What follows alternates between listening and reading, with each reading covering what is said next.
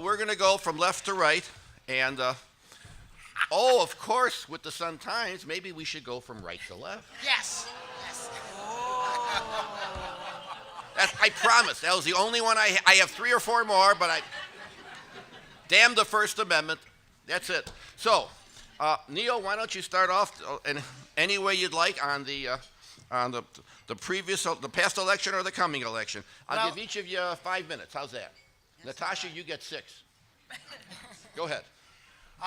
We'll hit one of each, one past, one to come. The past election, to me, the only thing that matters is what Bruce Rauner is going to do. I think he's already sort of tipped his hand with his comment about immigration, sort of a big thumbs up over the heads of his whatever rabid supporters he might have, saying that he's not going to be some far-right Republican doctrinaire person, but he's going to try to kind of fix the myriad problems that the state's facing, particularly finances. And I think he's begun what I think was Tom Donovan called the Jim Thompson shift, where you run saying you're going to cut taxes, which is a physical impossibility, and people believe it and elect you, and then you get to office and you probably realized it all along, and the man's not stupid, apparently, and he realizes that he can't do that. And so what he's going to do is he's going to be once he ascends Mount Olympus and the secret books are brought out for him, he's going to see what was apparent to everyone in the bleeping state, and he's going to say, "My God, I had no idea how bad this really is," and I think we've seen that right now.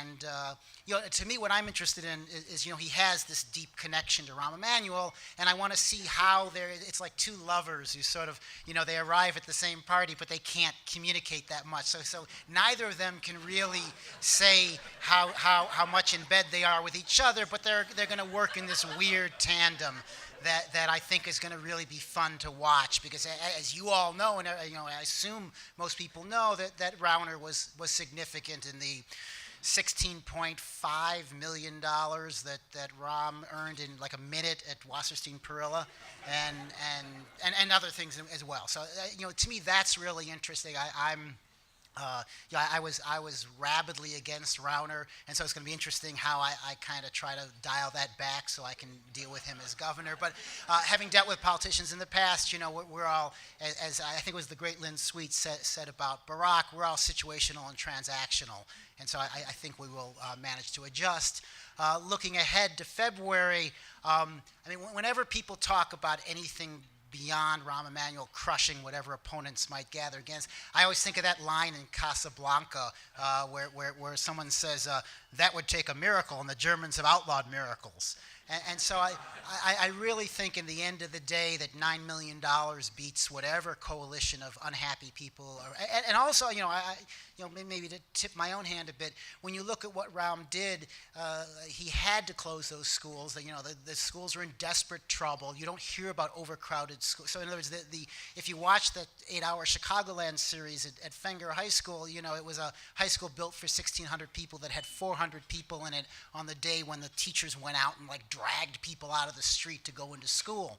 And so I think that a lot of Emanuel's problems were of style, in the sense that he's from a behind the velvet curtain kind of let's get all this done, and he doesn't really like to hold the hands of people who he knows he's going to bully into doing what he wants. And so while I'm glad that some sort of opposition, I think that the best part about a valid opposition, besides us being a democracy and it's supposed to happen, is that I think it does catch his attention. And sometimes he can get sort of a champion of the world-ish and forget that there is a constituency that he has to convince every so often to vote for him. And so I don't know if those are deep perceptions. I hope you're not thinking, I paid $35 for this, but Fran will have something more profound to say, I'm sure. I'm not going to be as funny as Neil, but 4 years ago, Mayor Emanuel around this time was trying to convince people he was a resident of Chicago. Today, as he gears up, I think his problem is about convincing people that he can relate to everyday Chicagoans, that he can listen to them, that he can collaborate with them, and I don't think he has done that. And I agree with Neil, it is about style much more than substance. Everybody knew what the problems were going to be. They were inherited there was a mess that was left for him, and the solutions were going to be painful, and they still will be because a lot of the problems still are not solved. And he has done a lot to solve them. He's gone halfway toward the pension problem with the municipal and laborers deal, if that holds up in court, and if he can find the money beyond the 50 million phone tax that he bought time with to get past the election and avoid a property tax increase. But the problem is the style. When you close 50 schools and then you turn and you do it all at once, which is an incredible undertaking for communities, not phase it in, just get it all done right now. We're in a hurry, we've got to do it. And then very shortly after that, you announce that you are building a $60 million selective enrollment school that you're going to name after President Obama, and putting it on the north side, even though he's from the south side, and you don't ask anybody about that. And then you also announce that you're going to spend $17 million to expand Walter Payton College Prep, which is also on the north side. There is a disconnect, and there's a lack of sensitivity about what does that look like to the parents whose children were displaced on the south and west sides. Why did it all have to be done all at once? Why didn't you have the sensitivity to wait? There's a lack of understanding of that. When you announce that you are renaming Stony Island Avenue after Bishop Brazier, and you don't ask the property owners in the area or the elected officials what you're doing, and you just announce that you're doing this, there's again a lack of sensitivity, and you've got to dial it back. With President Obama, he had to change that name. With the Bishop Brazier, he had to drop that. When you say you are solving the city's financial problems, and then you balance the school budget with $14 million worth of property tax revenue in 12 months, what happens next year? Again, there's a disconnect. And so the mayor has really not shown the sensitivity, the collaboration.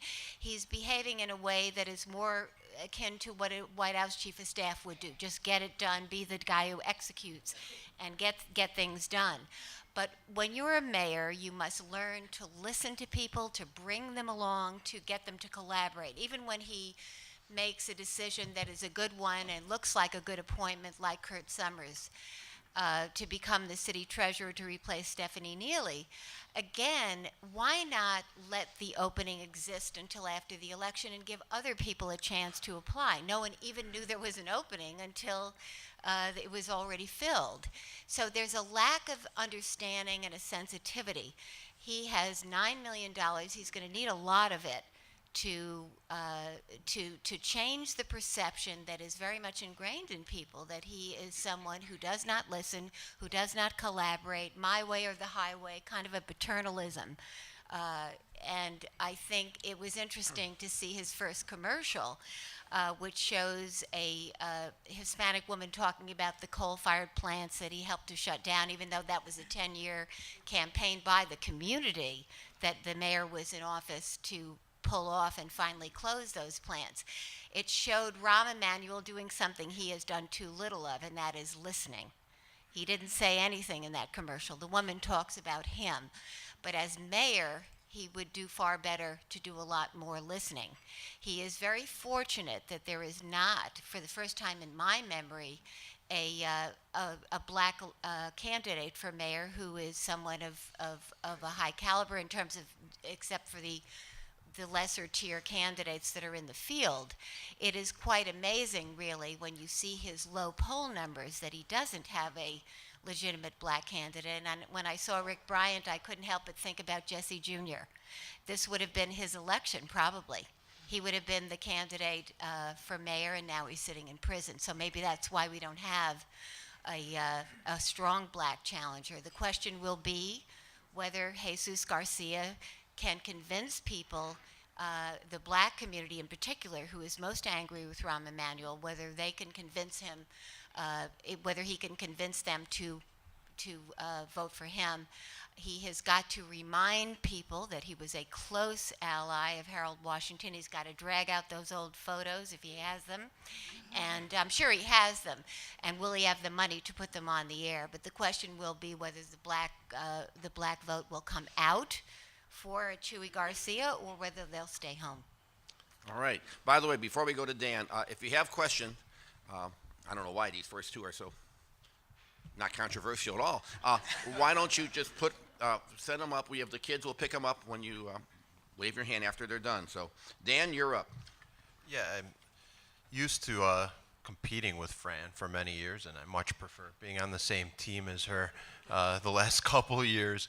But I do have to disagree in the sense that I think the reason that Rahm Emanuel was elected was because he projected the image not of a chief of staff to the White House, although obviously his connections to Barack Obama helped him. I think the biggest factor was that he would be the one who is tough enough, and that doesn't involve listening, coddling, and all these other touchy-feely aspects. I think a Chicago mayor, all due respect to the table of former Daley spokespeople over in the corner there that we dealt with for many years. They're looking at you. But I'm aware of that.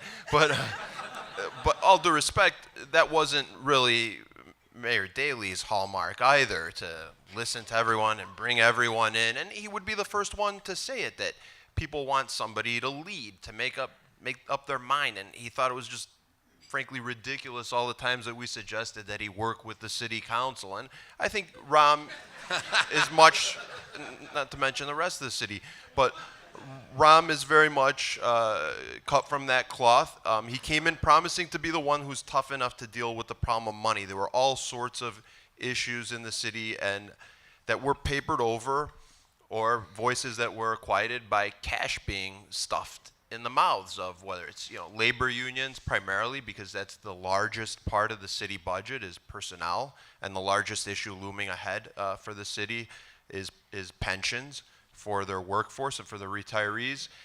Some say Rahm hasn't done enough. He's kicked the can down the road. I think clearly that's what we saw in this election year budget. And some say he's done too much. And I don't want to apologize for him in any way, but he's kind of stuck in the middle there. So this election in February, I think for me the biggest question is whether it will be one of these national marquee battles between basically different wings of the Democratic Party. The word that we hear a lot these days is progressive, and everybody is a progressive now. I mean, I had a guy who's supporting Fioretti now, and he used to work for Dick Mell, and he wrote to me complaining about some coverage of Fioretti, that we're too nice to Emanuel in that sense. And I said, you worked for 40 years for Dick Mell, and now you're a progressive?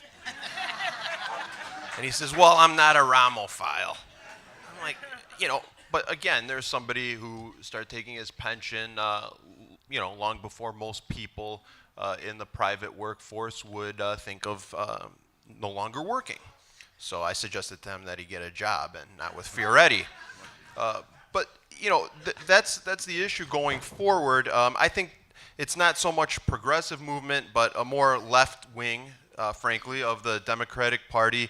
They think Rahm who's clearly been a centrist throughout his whole career in the White House and as a mayoral candidate and a mayor now. They think he's a Republican. They think he's a Democrat in name only. And their solution, I guess, is to tax LaSalle Street to pay for pensions. And clearly, when you look at the strike, teacher strike in 2012 and some of the other issues, there's a lot of public sympathy for teachers, firefighters, cops. And a lot of people are concerned about growing income inequality. We did an analysis a short time ago that showed that it's a much more severe problem in the city than in the suburbs or the collar counties as well. And it is a growing problem. But does the left really have the political infrastructure to make a difference in February in the wards, much less on the fifth floor of City Hall? I think some of the indicators there are that it does not, but the mayor, his own polls show, is deeply unpopular. And whether that's with people who think he hasn't done enough, and I think there's some of them here, or people who think that he's done too much. But will they be able to coalesce? It takes a candidate, and I think in a big way, Karen Lewis's illness and her dropping out as a candidate was probably, it felt like the last best chance that the quote-unquote progressives had to do something on the fifth floor. But we'll see who gets behind. Probably Chuy Garcia looks like he has more support from the progressives than most. Okay. Remember, just so you know, a progressive is basically a cowardly liberal. Just so everyone's on clear now. Mary, you're up, babe.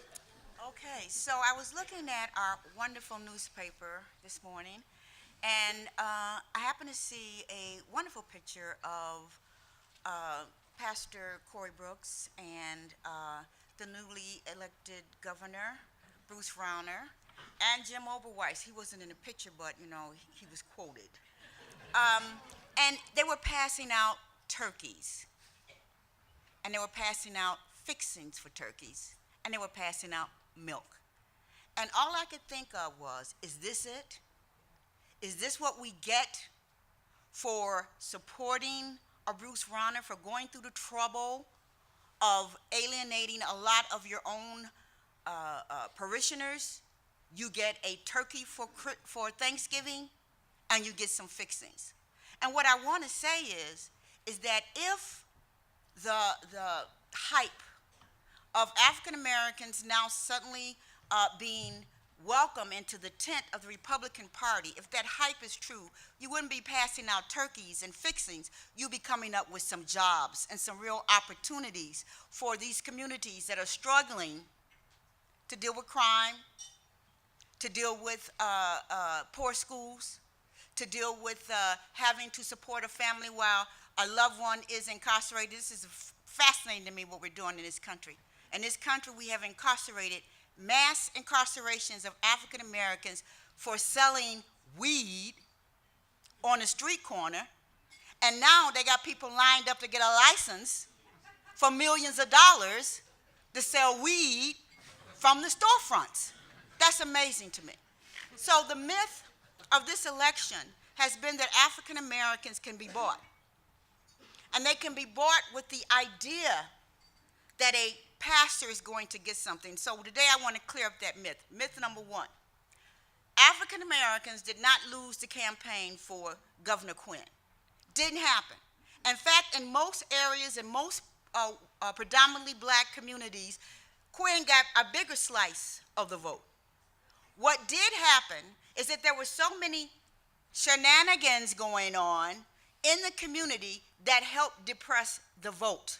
So people who are would normally go out and vote, they didn't want to stand a long, drawn out, hours-long line to vote. They went home. People who would normally support a Democrat was not fired up, was not energized in this election. That was Quinn's fault. But it wasn't because suddenly black people woke up overnight and became Republicans, or actually thought that the Republican Party, the big picture party, not the little picture. I have nothing against Rauner. He's probably going to be a great governor, because he will have to be a great governor in order to fix the problems that Illinois faces. He came into a campaign and into a situation where Quinn was already beat by the reality that Illinois was broke. And even though the Democrats was ruling in Springfield, no one could figure out how to sit down, get together, and fix the problem. Maybe you bring an outsider in, that would fix the problem. But black people did not suddenly become Republicans. What happened, and I hope is a good thing for black people, is that because 5 ministers, one of them very, very, very dedicated and committed to fixing the education problem, may have a seat at the table, may actually have a say-so when it comes to policy. That would help the African American community, but certainly not turkeys and fixins and cranberry sauce. In fact, if I have my way, I'd like to chase down Jim Oberweis and ask him, what about that ice cream shop? Do you think now you could put one over in Inglewood? Could you put one in South Shore? Someone has to be able to tackle the problem of why in Chicago we still have such a divided city. That I still have to go to the north side to sit at a cafe in the summertime. That I cannot go into my own community and go to a little boutique or shop on Saturdays, and go to the shoe store and go to the cleaners in my own neighborhood. So moving forward, when I want to say good luck to Bruce Rauner, I think he's got his work cut out for him. But I would like to talk about a little bit about the upcoming election with Rahm Emanuel. This time, a few years ago, it was fashionable to talk about Rahm Emanuel. He was the feisty guy. He was a guy that was going to get things done. He was going to be tough. And then when we got a taste of what tough is, everybody got scared and got mad at him. They want him tough, but not quite that tough. I think what this election will show us is how far Chicago has come when it comes to race relations, because we don't want to talk about that. But when you put up a candidate like Garcia, he's going to have to be able to form a coalition with African Americans. You can't overlook the fact that there is a large majority population of African American voters that he's going to have to get on his side.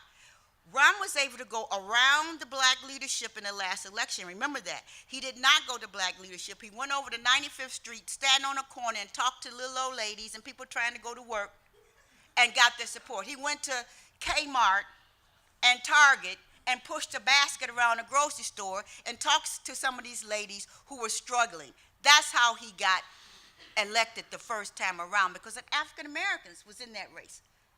And people, I remember the day when I went up to Rahm's office after he won, I was surprised to see all these folks, black folks that I knew was in Rahm's office. I was like, what?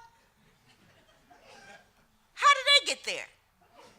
So this election will be an opportunity to see, and will provide an opportunity to see, are we able to now to form a coalition around our same joint interests? Are African Americans so angry about the closing of 50 schools that they will join a coalition with a Hispanic candidate, even as they seethe over the fact that immigration got pushed way up here, while mass incarceration and what we're going to do about the problem of these African Americans being locked up for life over drug sales got pushed way down there? Will they be able to say, we're going to get together. We are so angry at Rahm for closing 50 schools that we are going to be able to sit down and form a coalition with this candidate. So I think it affords, this lineup affords an opportunity to see how far we have come when it comes to race relations in Chicago. Okay. Natasha, you only have 2 months for your next book, and it looks glim. In other words, looks like Quinn may not follow his predecessors. May not follow his predecessors. Into prison. Oh. Natasha wrote a book on the Blagojevich, and one of the best books on it, and 2 months. Go ahead. Well, it was funny because, as many of you know, I covered federal court for quite a while, and 2 governors in a row. But when Quinn succeeded Blagojevich, a lot of people said, "Oh, he's never going to go to prison." Okay, I'll start off with, since I covered the governor's race so closely, some reflections on that. So Bruce Rauner, I mean, I'll jump off of some of Mary's comments with the African American vote. If you look at the actual numbers, she's absolutely right. All the money he spent, all the time he spent, he did not win. I think actually Quinn's percentage in Cook County and the city was actually better than he did in 2010, but the numbers were so down, turnout was so low in Chicago as it was nationally that he just couldn't make up what he needed to make up. However, Bruce Rauner's camp would say that that time was well spent in those communities, because what it did was it created, a media buzz. He'd get the photo op, he'd get some of the TV coverage, and so it ended up helping him with other demographics, namely suburban women who might be, we kind of like a guy who would go and campaign and try to reach out to some of these other communities and is open to that. He killed with those demographics. Rauner, downstate, there was a lot of talk about, are the conservatives really going to come out for him because he didn't embrace any of their social issues? They did come out. I think there was a few things at play, and one of them was that he, to the extent that the African American vote couldn't be bought, but at the same time, I think that ended up depressing the vote a little bit in the sense that he didn't allow Quinn to demonize him to these voters so that they would, come out and vote against Rauner. They're kind of like, well, he seems like a nice guy. He was out, at my church on Sunday. He's been out here a lot. Maybe they just throw their hands in the air. I do agree with Mary that there were significant snafus in the city. Obviously, everybody saw the TV coverage. It was ridiculous, and some of it was, the doing of this new law that went into effect, that the same-day registration. And it ended up creating these really excruciatingly long lines. But another thing, which I do think will end up bringing charges at one point, is these robocalls that went out to thousands of election judges, and all these people didn't show up for work because they were given false information from these robocalls that are believed to be, coming from some of the Republican in Cook County. So, I think that remains to be seen as well. The other thing is, Rauner managed to symbolize change. That's what he did with his campaign. He spent a lot of money. He started a year ago, and he was going to shake up Springfield. Even though he has very much been an insider for years, he's made tens of millions of dollars off of our pension funds, and in other states, he was able to buy enough ads to, he is the outsider. He wasn't a politician. So I think people are just so sick and tired of what is going on that they don't care who they're voting for. It's not what it was before. So I think Rauner was able to symbolize change. People voted for it. And the problem with Quinn was that, he was symbolizing, I'm not Bruce Rauner. Look, he's really wealthy and he's a bad guy. Don't vote for him. And he wasn't able to really get past that message. He wasn't really able to inspire people.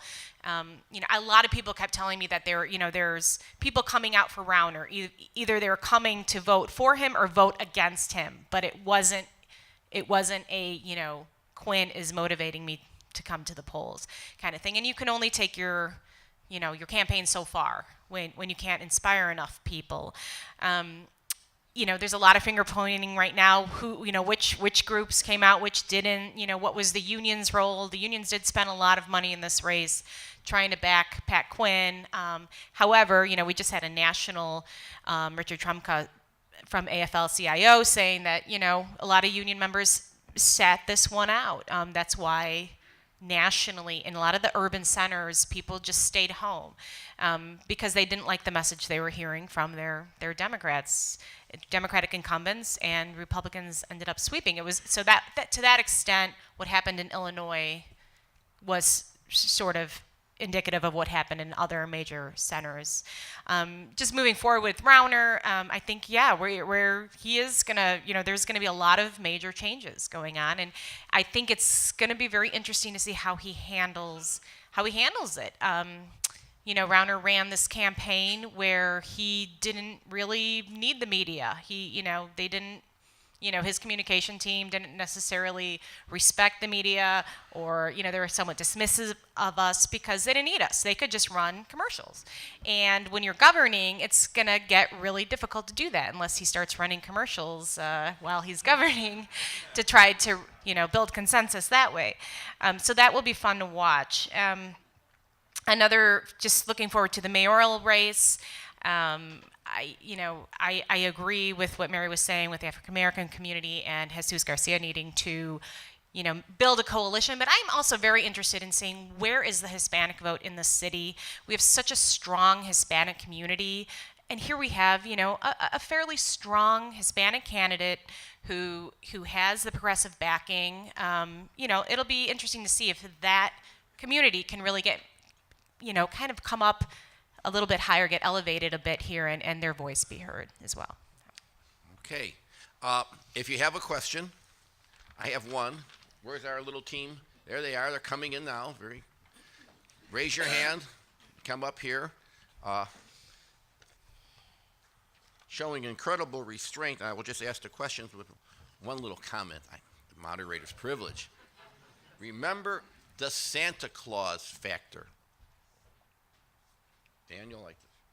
The Santa Claus factor is if you're running against an entrenched incumbent and you start raising money, he makes a list and checks it twice.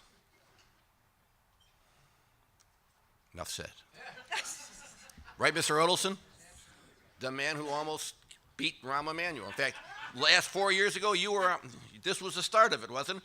He was the lawyer for the challenging Rahm's residency. Did a great job, by the way. Hey, you went 5 rounds. Okay, here we go. Mike Bauer writes very fast. To anybody, please define the Rauner-Frerick voter and how many of them were there on November 4th. This question should really go to Mr. Cross, but he's not here, so go right ahead. Anyone, Natasha. So that was interesting to me. I mean, obviously everybody knows Tom Cross and Mike Frerichs. That went 2 weeks. It was so close. It came from Frerich's spokesman who said that they saw a Rauner-Frerichs vote, and what he was referring to was the independents, and that they were able to, like Rauner, Frerichs would argue that he ran a campaign for change as well, and he was somebody different. He had a fairly clever, playing off of his height. He's 6'8", fairly clever TV ad, and so they thought looking at the numbers and the demographics, that they really won the independents. Of course, Frerichs did very well in the city and Cook County. I mean, that's really what brought him in at the end. And Rauner people would say that, with the polling, that even, leading up, it was neck and neck, but what they thought it was Democrats just not coming home to Quinn yet. When Democrats did come home, they expected that, but the independents never changed. The independents went for Rauner. And so they thought that they got a hold of the independents from the beginning and were able to hold on to them, and that's kind of what Frerich's argument was.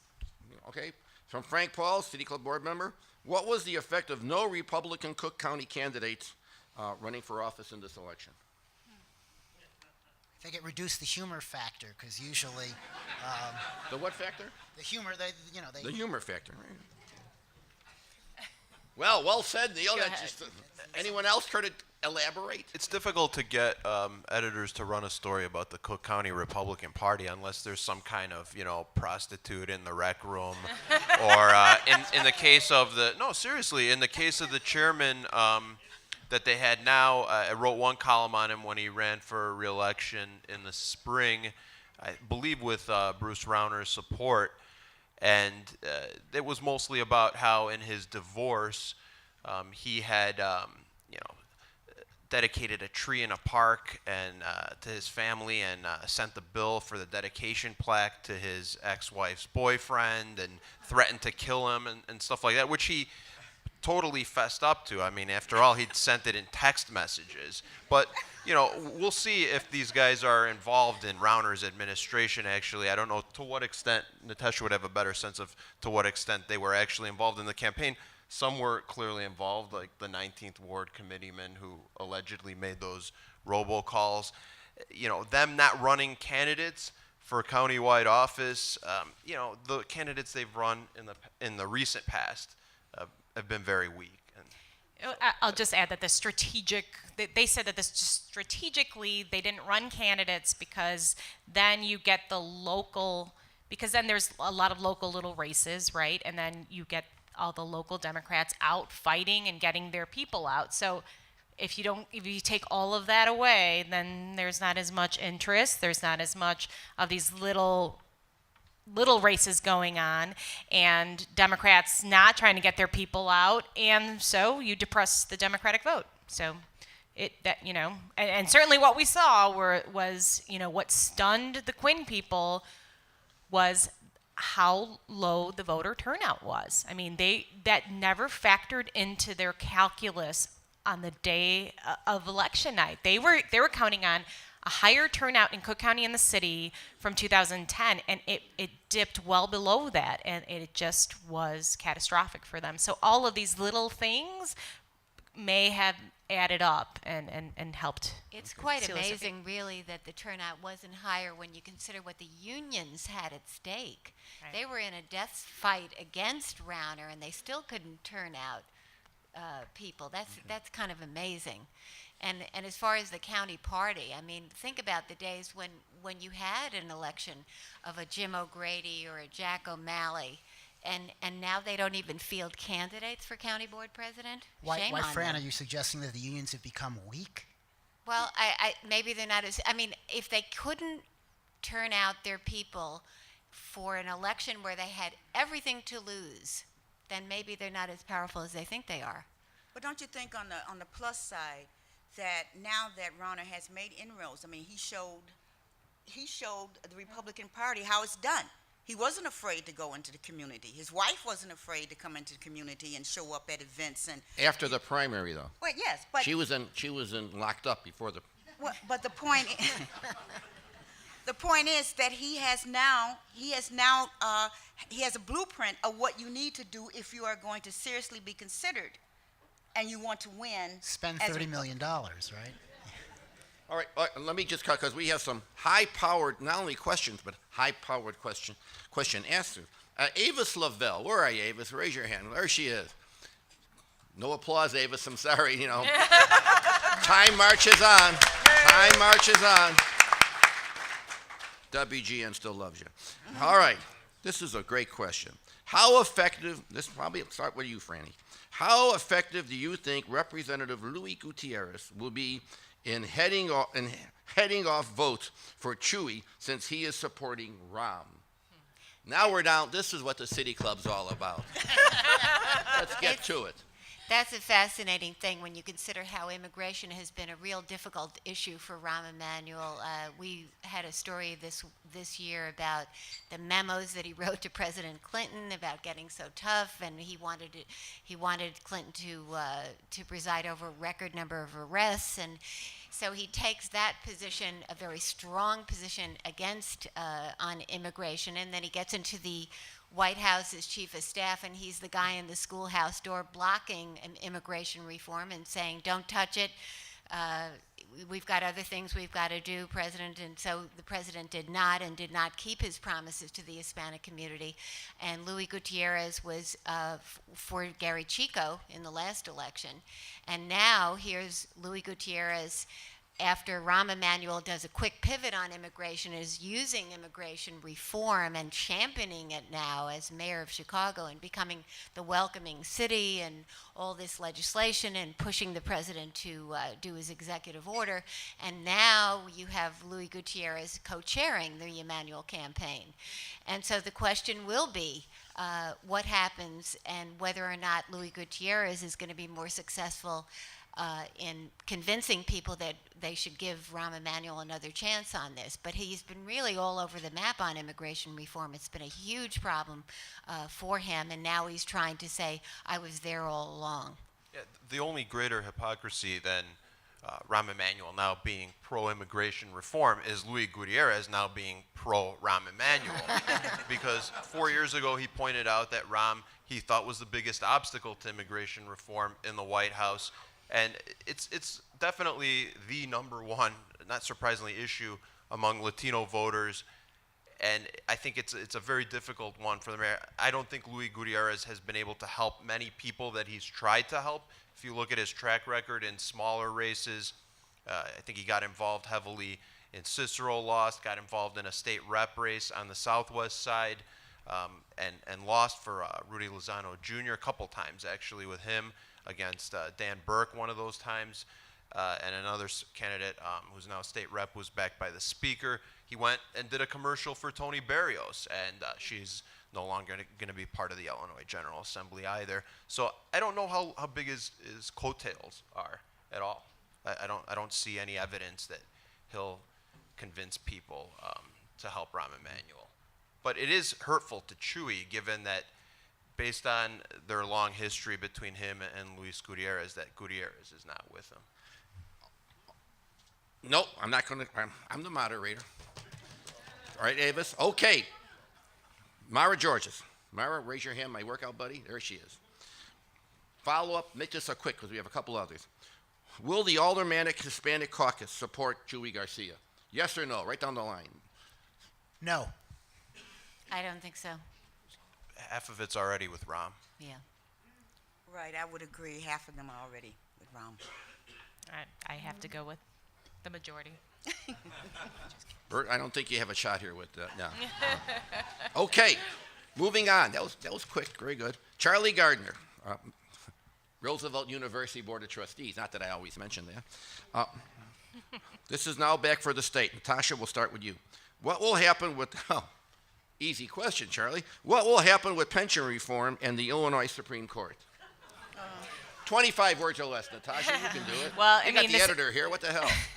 The Supreme Court certainly seems like they're going to follow suit with what the appellate judge just ruled, which is, basically ruling in the favor of the unions, and we're going to get ready for a brand new battle. And Rauner has already made, he's sort of said already, right, that he would push for 401k type, for at least new members. So we might be going back to the drawing board in the legislature. It'll be Republican governor and Democratic supermajorities hashing it out. And it'll be interesting to see what happens with the city.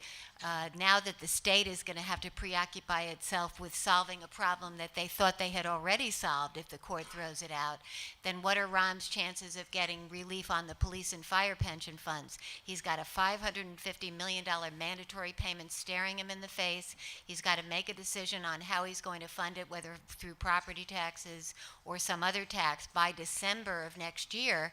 And if they are preoccupied with their own trouble, will they help him? Okay. I was going to say the law is the law, and the fact that, we saw in California the fact that it has ruinous consequences, then you got to change the law, and that's something we haven't been able to do. That's right, and that law started with that old governor. I don't know what happened to Jerry Brown, Proposition 13. I don't know where he is now.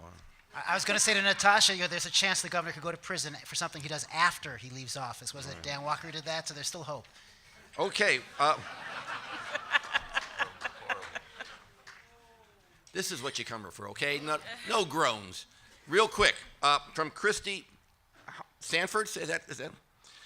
What alderman from Reclaim Chicago? There you are, way back there. Okay, well, once it's claimed, you're moving up. Reclaim Chicago. Which aldermanic races are you watching most closely? Where do you think the challengers have a strong chance? Mary, go ahead. I love this question because it gives me a chance to say I'm living in the 7th Ward, and I think that is going to be a very fascinating race. One, because of all the redevelopment going on in the 7th Ward area. It'll be opportunity to see how the ward has recovered after Sandy Jackson and Jesse Jackson Jr.'s disgraceful downfall. Will the ward choose someone who is either knowledgeable about the ward, who worked under the Jackson era? Will the board go for that person, or will that board keep and stick with the appointment by Rahm Emanuel last time around, which would show his strength in that ward if that were to happen, or will they just totally go with a newcomer? I just think that the 7th Ward is going to be a fascinating race and one to watch. Yeah, I think Natasha Holmes, her days are probably numbered. She hasn't said a word since she was appointed by Rahm Emanuel. Other wards, well, first of all, you're going to have a change because you have Fioretti not running, Balser not running in the 11th. You got Folks, who is going to have to run against Thompson in the 16th. You got Cullerton retiring in the 38th. And then you've got, some possibilities. You've got the CTU running people in some of the wards, like Deb Mell has a CTU challenger. You've got Emma Mitz has got a CTU challenger, who is the daughter of Marion Stamps, who was a very prominent activist and used to disrupt city council meetings. You have, I think John Pope has got a CTU challenger, who is, I guess, the daughter of Ed Sedlowski, the union guy. I think that Lona Lane possibly could have some problems in the 18th, and the 21st, probably Brookins will be okay, but his chief of staff was indicted, so that should be a sign of trouble. I don't know, maybe not here.